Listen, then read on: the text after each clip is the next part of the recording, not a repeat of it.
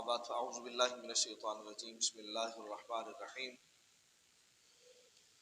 ऐनमा तकूनु युदरिकुमुल मौत वलौ कुन्तुम फ़ी बुरूजिन मुशय्यदा सदक़ल्लाहुल अज़ीम वक़ाल नबिय्यु सल्लल्लाहु अलैहि वसल्लम तअव्वज़ू बिल्लाहि मिन जहदिल बलाइ व दरकिश शक़ा व सूइल क़दा व समामतिल आदा औ कमा क़ाल नबिय्यु सल्लल्लाहु अलैहि वसल्लम सलातु वस्सलामु अलैका या सय्यदी या रसूलल्लाह व अला आलिका व अस्हाबिका या सय्यदी या हिफ़्ज़ल्लाह सलातु वस्सलामु अलैका या नबियल्लाह व अला आलिका व अस्हाबिका या नूरल्लाह।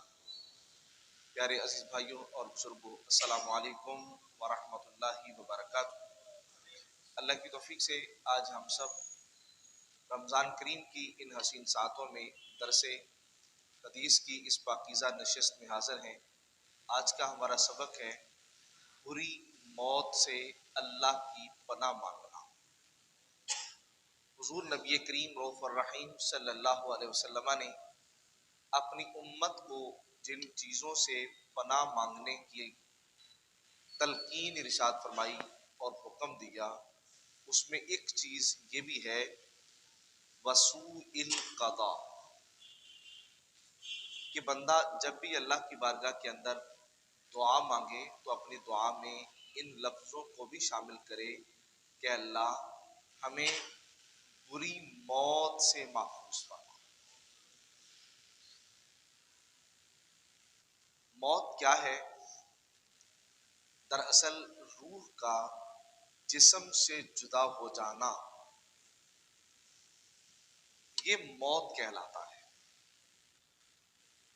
लेकिन अगर इंसान दुनिया से गुजर जाने के बाद, दुनिया से चले जाने के बाद वो अल्लाह ताला के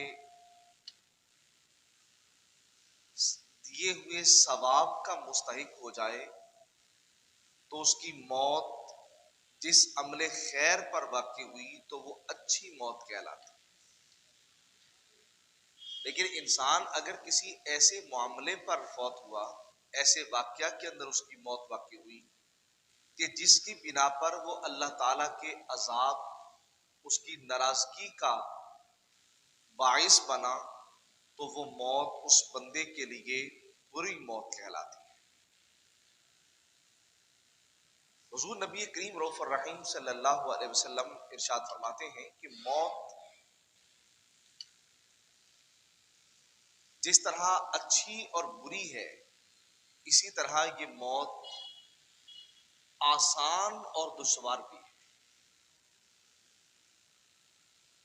रसूल करीम अलैहिस्सलाम ने मिसाल दे के इस बात को यूं समझाया, फरमाया अल मौतु तुहफतुल मोमिन, कि मौत मोमिन के लिए तोहफा है। और आप समझते हैं जब किसी को तोहफा दिया जाता है तो ईज़ा देकर, तकलीफ देकर नहीं दिया जाता, बल्कि जब किसी को तोहफा दिया जाता है तो मोहब्बत और आसानी के साथ अता किया जाता है। तो इस हदीस पाक से ये बात समझ आती है कि अल्लाह ताला जब बंदा मोमिन को मौत के मरहले से गुजारता है तो उस वक़्त उसके ऊपर शिद्दत और सख्ती नहीं होती, बल्कि अल्लाह ताला उसके लिए उस वक़्त आसानी के रास्ते हमवार कर देता है। और इसीलिए सरकारी सैयदना उमर बिन खत्ताब रज़ियल्लाहु तआला अन्हु अच्छी और बुरी मौत, सख्त मौत और आसान मौत की मिसाल देते हैं। फरमाया कि बंदा मोमिन की मौत जब वाक़ई की जाती है तो उसके जिस्म के रगो रेशा से जब उसकी रूह को निकाला जाता है तो कहा इतनी आसान होती है जैसे मक्खन से बाल निकाल दिया जाए। मक्खन से बाल निकाला जाए तो कोई तकलीफ वाक़ई नहीं होती।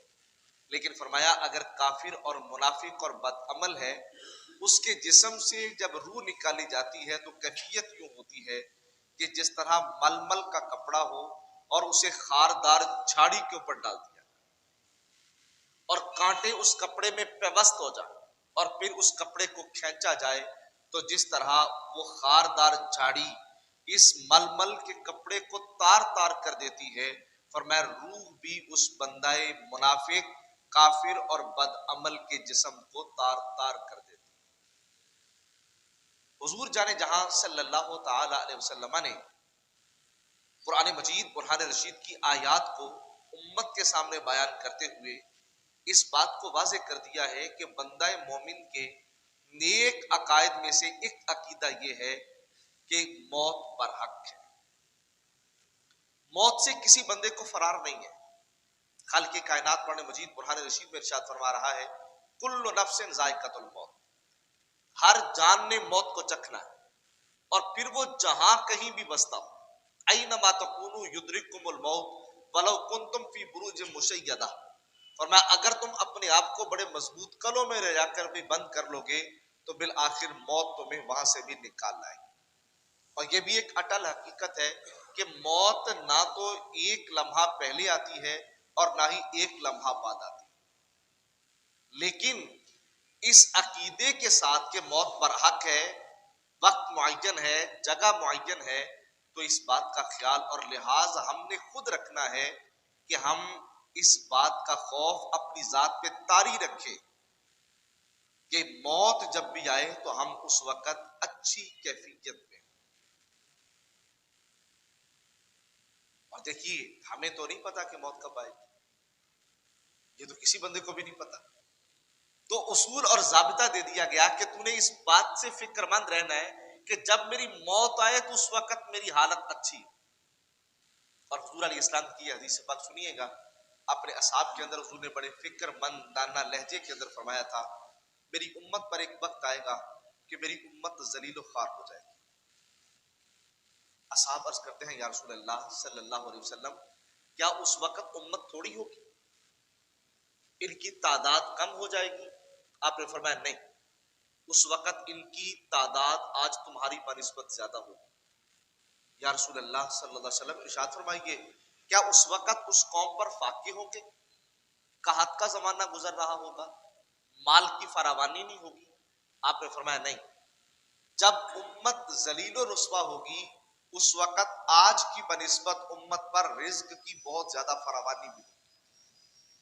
اصحاب عرض کرتے ہیں یا رسول اللہ ذلت کی تو یہ دو ہی وجہ ہے، یا انسان تھوڑے ہی تعداد کے اندر ہو یا پھر قحط زدہ ہو، بھوک کے مارے ہوئے ہوں۔ آپ نے ارشاد فرما دیا تعداد بھی زیادہ ہوگی، رزق کی فراوانی بھی بہت ہوگی، تو پھر ذلت کی وجہ کیا ہے؟ آپ نے فرمایا اس وقت وہ لوگ موت کا خوف رکھیں گے اور دنیا سے محبت کریں گے، موت کا خوف رکھیں گے، دنیا سے محبت کریں گے۔ فرمایا یہ وجہ ہے اس قوم کی ذلت کی، میری امت اس وقت ذلیل و خوار ہو جائے گی۔ اور آج اگر ہم اپنے حالات کا کبھی جائزہ لیں تو کیفیت اور حالت بالکل یہی ہے کہ آج ہمیں اس بات کا احساس ہے کہ کہیں ہمیں موت نہ آ جائے۔ موت سے ڈرنا چاہیے لیکن بیجا خوف نہیں رکھنا چاہیے، لیکن اس بات کا ہم خوف نہیں کرتے کہ ہم وہ کام چھوڑ دیں کہ کہیں اس کام میں ہماری موت نہ آ جائے۔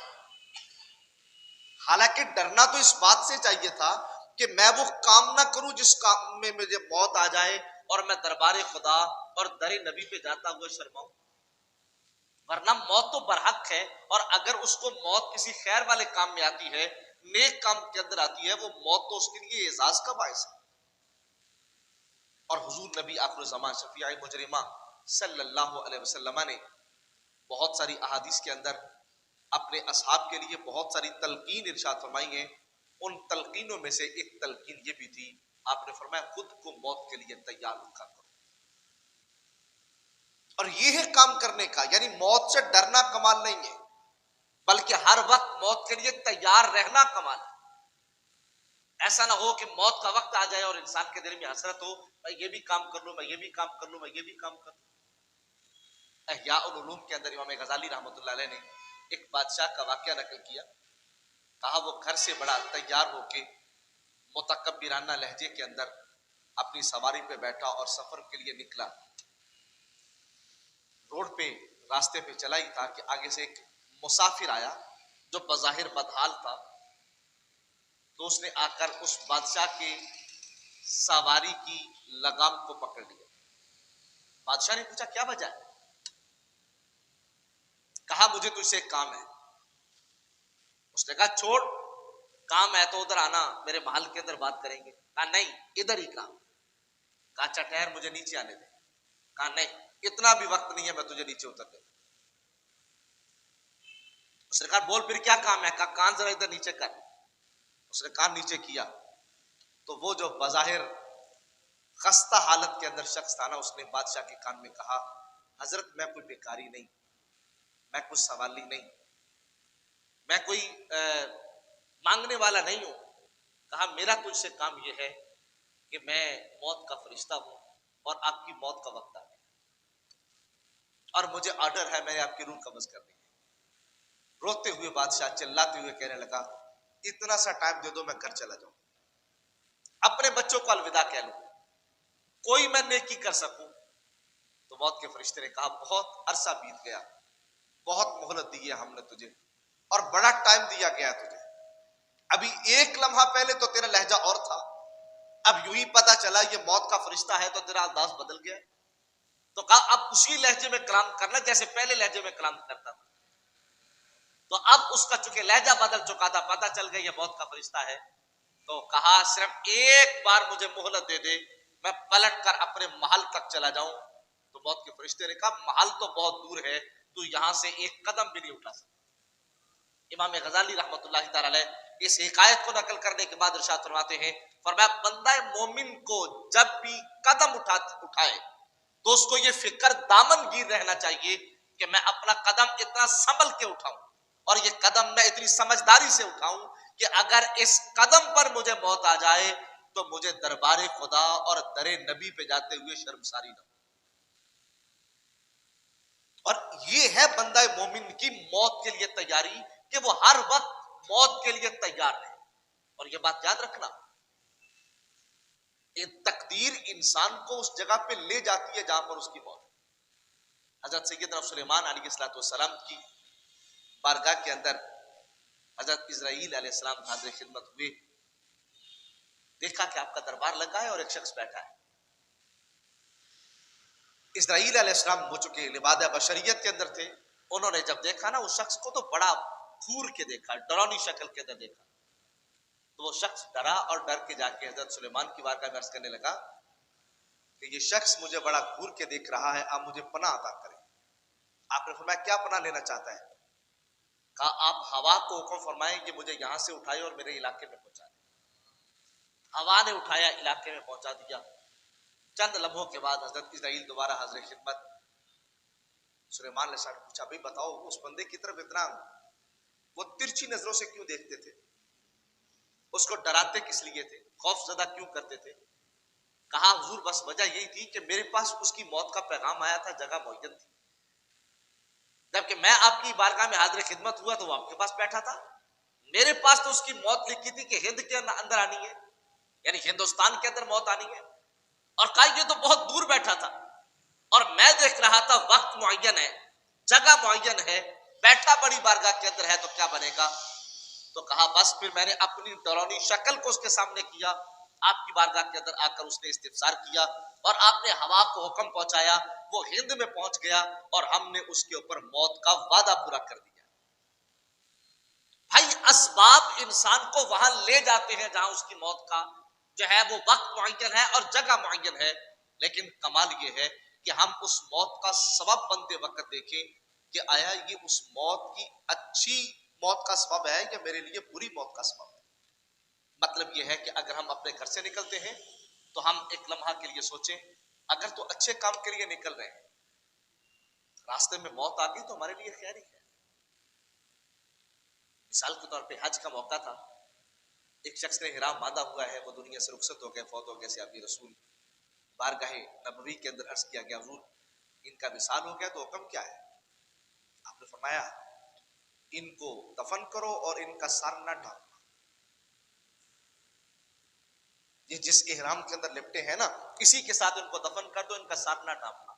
حضور یہ مردہ ہے, مردے کے لیے تو باقاعدہ کفن کی پوزیشن ہوتی ہے. آپ نے فرمایا یہ احرام کی حالت میں گیا ہے تو کل بروز قیامت اپنی قبر سے یہ تلبیہ کہتے ہوئے اٹھے گا, یعنی لبیک اللہم لبیک پڑھتا وہ اٹھے گا.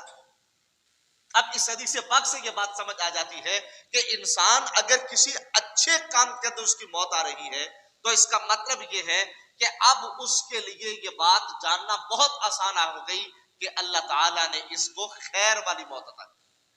اور اس لیے میرا کر فرمایا مم مات علی شیء بعثہ اللہ علیہ، کہ جس بندے کو جس کام میں موت آتی ہے تو کل بروز قیامت اس بندے کو اسی حالت میں اٹھایا جاتا ہے. اس لیے امام الانبیاء صلی اللہ علیہ وسلم نے ارشاد فرمایا اگر کسی شخص کو طلب علم کے اندر موت آ جائے اللہ درجہ شہادت عطا کر دیتا ہے. اگر کسی کو نیک کام کے اندر موت آتی ہے تو وہ مر جاتا ہے لیکن اعمال کا سلسلہ اس کا جاری رہتا ہے. لیکن اگر خدا نخواستہ وہ کسی ایسے کام کے اندر مصروف ہو کر فوت ہوا، ایسے کام کے اندر مگن ہو کر اور محب ہو کر وہ فوت ہوا کہ جو کام اللہ رسول کی طرف سے منع کرتا تھا، تو پھر اس کا مطلب یہ ہے کہ وہ بری موت کو سینے سے لگا ہے. اس کی میں مثال عرض کر دیتا ہوں. ایک بندہ ڈکیتی کرتے ہوئے مارا جاتا ہے،